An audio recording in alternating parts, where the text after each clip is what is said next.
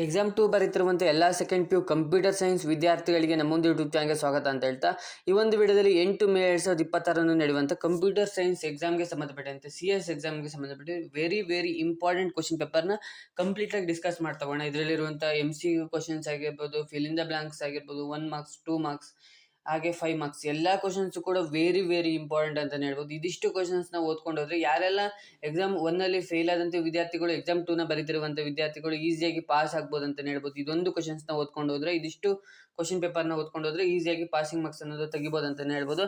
ಹಾಗೆ ಯಾರೆಲ್ಲ ಸ್ಕೋರ್ ಮಾಡಬೇಕಾದ್ರೆ ಇಂಪ್ರೂವ್ಮೆಂಟ್ಗೋಸ್ಕರ ಎಕ್ಸಾಮ್ 2ನ ಬರೀತಿದ್ರೆ ಅವ್ರಿಗೆ ಕೂಡ ಈ ಒಂದು ವಿಡಿಯೋ ವೆರಿ ಹೆಲ್ಪ್ಫುಲ್ ಅಂತಲೇ ಹೇಳ್ಬೋದು. ಇದರಲ್ಲಿ ಇರುವಂಥ ಕ್ವಶನ್ಸ್ಗಳು 100% ಬಂದೇ ಬರುತ್ತೆ. ವಿಡಿಯೋನ ಸ್ಕಿಪ್ ಮಾಡಬೇಡಿ, ವಿಡಿಯೋನ ಕಂಪ್ಲೀಟಾಗಿ ನೋಡಿ ಅಂತ ಹೇಳ್ತಾ, ಅದಕ್ಕಿಂತ ಮುಂಚೆ ನೀವೇನಾದರೂ ಫಸ್ಟ್ ಟೈಮ್ ನಮ್ಮೊಂದು ಯೂಟ್ಯೂಬ್ ಚಾನಲ್ ನೋಡ್ತಾರೆ, ವಿಡಿಯೋಗೊಂದು ಲೈಕ್ ಕೊಡಿ, ಹಾಗೆ ಚಾನಲ್ನ ಸಬ್ಸ್ಕ್ರೈಬ್ ಮಾಡ್ಕೊಂಡು ವಿಡಿಯೋನ ಶುರು ಮಾಡೋಣ. ಮೊದಲನೇದಾಗಿ 20x1 ಅಂದರೆ 20 MCQ ಕ್ವಶನ್ಸ್ ಇರುತ್ತೆ. ಸೊ ಒಂದೊಂದೇ ನೋಡ್ತಾ ಹೋಗೋಣ. 15 MCQ ಕ್ವಶನ್ಸ್ ಇರುತ್ತೆ, 5 ಫಿಲ್ ಇನ್ ದ ಬ್ಲಾಂಕ್ಸ್ ಇರುತ್ತೆ. ಫಸ್ಟು ಒಂದೊಂದು MCQ ಕ್ವಶನ್ಸ್ನ ನೋಡ್ತಾ ಹೋಗೋಣ. ಸೆಲೆಕ್ಟ್ 4 ಆಪ್ಷನ್ ಕೊಟ್ಟಿರ್ತಾರೆ, ಅದರಲ್ಲಿ ಯಾವ್ದು ಕರೆಕ್ಟ್ ಅಂತ ನೀವು ಬರಿಬೇಕಾಗಿರುತ್ತೆ. ನಾನು ಕ್ವಶನ್ಸ್ ಎಲ್ಲ ಓದ್ತಾ ಹೋಗಲ್ಲ, ಜಸ್ಟ್ ಆನ್ಸರ್ನ ಟಿಕ್ ಮಾಡಿಬಿಟ್ಟು ತೋರಿಸ್ತಾ ಹೋಗ್ತೀನಿ. ನೀವು ಕ್ವಶನ್ಸ್ನ ಓದ್ಕೊಳ್ಳಿ. ಫಸ್ಟ್ನೇ ಕ್ವಶನ್ಗೆ ಆನ್ಸರ್ ಬಂದುಬಿಟ್ಟು D option, zero divisible error ಅಂತ ಇದೆಯಲ್ಲ, ಸೊ ಅದು ಕರೆಕ್ಟ್ ಆನ್ಸರ್ ಆಗಿರುತ್ತೆ. ಸೆಕೆಂಡ್ನೇ ಕ್ವಶನ್ಗೆ ಆನ್ಸರು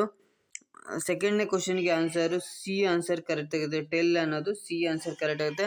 ನೀವು ಕ್ವಶನ್ಸ್ನ ಕರೆಕ್ಟಾಗಿ ಓದ್ಕೊಳ್ಳಿ.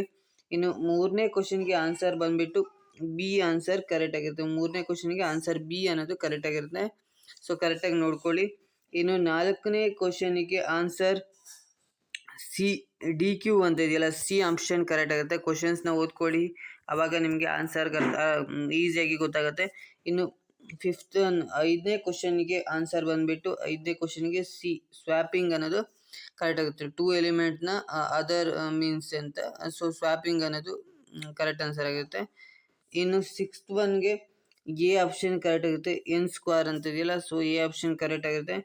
ಐಡೆಂಟಿಟಿ ದ DBMS ಸಾಫ್ಟ್ವೇರ್ ಅಂತ ಇದೆ, ಸೊ 7ನೇ ಕ್ವಶನ್ಗೆ ಆನ್ಸರು ಎ ಆಪ್ಷನ್ ಕರೆಕ್ಟ್ ಆಗುತ್ತೆ. ಮೈಕ್ರೋಸಾಫ್ಟ್ ಅಕ್ಸೆಸ್ ಅನ್ನೋದು ಕರೆಕ್ಟ್ ಆಗಿರುತ್ತೆ.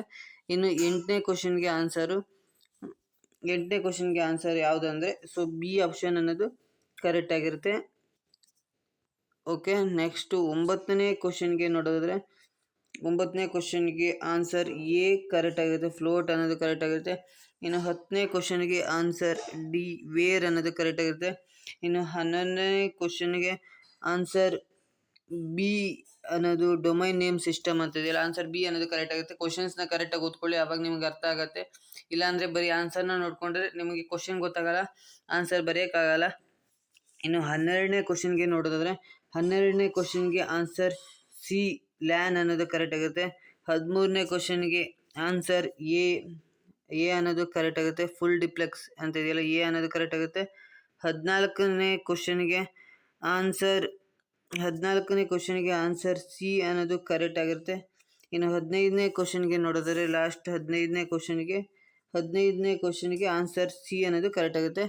ಸೊ ಇದಿಷ್ಟು MCQ ಕ್ವಶನ್ಸ್ ಇರುತ್ತೆ. 15 MCQ ಕ್ವಶನ್ಸ್ ಇರುತ್ತೆ. ಎಲ್ಲ ವಿಡಿಯೋನ ಪಾಸ್ ಮಾಡಿಕೊಂಡು ಒಂದೊಂದೇ ಕ್ವಶನ್ಸ್ನ ನೋಡ್ಕೊಳ್ತಾ ಬನ್ನಿ, ಇಲ್ಲಾಂದರೆ ನೀವು ಸ್ಕ್ರೀನ್ಶಾಟ್ನ ತೊಗೊಂಡು ನೋಡ್ಕೊಳ್ತಾ ಬನ್ನಿ. ವೆರಿ ಇಂಪಾರ್ಟೆಂಟ್ ಕ್ವಶನ್ ಪೇಪರ್ ಅಂತಲೇ ಹೇಳ್ಬೋದು. ಇನ್ನು ಫಿಲ್ ಇನ್ ದ ಬ್ಲ್ಯಾಂಕ್ಸ್ ನೋಡಿದ್ರೆ, ಫಸ್ಟ್ನೇ ಮೇಲ್ಗಡೆನೇ ಆನ್ಸರ್ ಇರುತ್ತೆ, ಸೊ ಅದನ್ನು ಇಲ್ಲಿ ಫಿಲ್ ಮಾಡೋದಿರುತ್ತೆ. ಫಸ್ಟ್ನೇದಕ್ಕೆ ಆನ್ಸರು ಥ್ರೋಯಿಂಗ್ ಅನ್ನೋದು ಒಂದನೇದಕ್ಕೆ ಇದಾಗಿರುತ್ತೆ. ಎರಡನೇದಕ್ಕೆ ಸೀರಿಯಲೈಸೇಷನ್ ಎರಡನೇದಕ್ಕೆ ಇದಾಗಿರುತ್ತೆ. ಮೂರನೇದಕ್ಕೆ ಅಂದರೆ 18ನೇ ಕ್ವಶನಿಗೆ ಯಾವುದಂದರೆ ರೆಡ್ಯೂಡೆನ್ಸಿ ಅಂದರೆ ಇದು ಮೂರನೇದಾಗಿರುತ್ತೆ.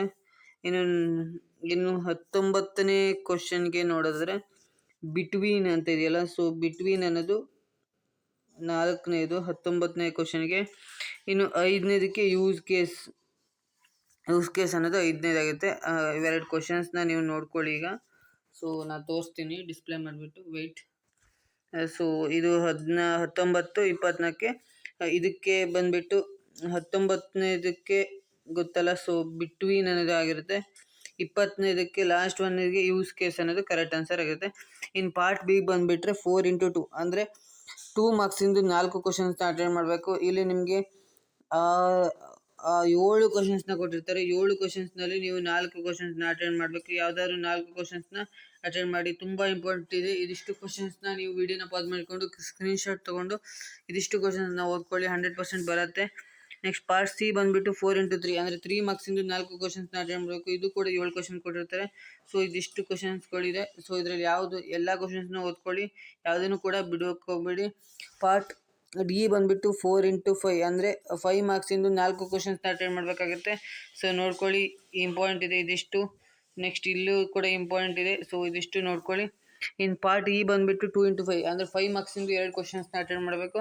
ಇಲ್ಲಿ ನಿಮಗೆ 4 ಕ್ವಶನ್ಸ್ನ ಕೊಟ್ಟಿರ್ತಾರೆ. 4ರಲ್ಲಿ ಯಾವುದಾದ್ರೂ 2 ಕ್ವಶನ್ಸ್ನ ಅಟೆಂಡ್ ಮಾಡಿದ್ರೆ ನಿಮಗೆ ಮಾರ್ಕ್ಸ್ ಅನ್ನೋದು ಬರುತ್ತೆ ಅಂತಲೇ ಹೇಳ್ಬೋದು. ಸೊ ಈ ಒಂದು ವಿಡಿಯೋದಲ್ಲಿ ನಿಮಗೆ ಅರ್ಥ ಆಗಿದೆ ಅಂತ ಅಂದ್ಕೊಂಡಿದ್ದೀನಿ. ಕಂಪ್ಯೂಟರ್ ಸೈನ್ಸ್ ಎಕ್ಸಾಮ್ಗೆ ಸಂಬಂಧಪಟ್ಟಂತೆ ಫುಲ್ ಕಂಪ್ಲೀಟ್ ಕ್ವಶನ್ ಪೇಪರ್ನ ಕಂಪ್ಲೀಟಾಗಿ ಹೇಳಿದ್ದೀನಿ. ಸೊ ಇದೊಂದು ಕ್ವಶನ್ ಪೇಪರ್ನ ಓದ್ಕೊಂಡು ಹೋದ್ರು ವೆರಿ ಹೆಲ್ಪ್ಫುಲ್. ಇದು ಜಸ್ಟ್ ಮಾಡಲ್ ಕ್ವಶನ್ ಪೇಪರ್, ಇದರಲ್ಲೇ ಇರುವ ಕ್ವಶನ್ಸ್ಗಳು ಬರುತ್ತೆ ಅಂತ ಹೇಳೋಕ್ಕಾಗಲ್ಲ. ಸೇಮ್ ಇದೇ ಪ್ಯಾಟ್ರನ್ ಆಗಿ ಇದರಲ್ಲಿ ಇರುವಂಥ ಕ್ವಶನ್ಸ್ಗಳು ಬರುವ ಚಾನ್ಸಸ್ ಜಾಸ್ತಿ ಇದೆ. ಸೊ ಈ ಒಂದು ಕ್ವಶನ್ ಪೇಪರ್ನ ನಿಮ್ಮ ಫ್ರೆಂಡ್ಸ್ಗೂ ಕೂಡ ಶೇರ್ ಮಾಡಿ, ಈ ಒಂದು ವಿಡಿಯೋನ ಶೇರ್ ಮಾಡಿ ಅಂತ ಹೇಳ್ತಾ ಈ ಒಂದು ವಿಡಿಯೋನ ಏನು ಮಾಡ್ತಿದ್ದೀನಿ. Thank you for watching.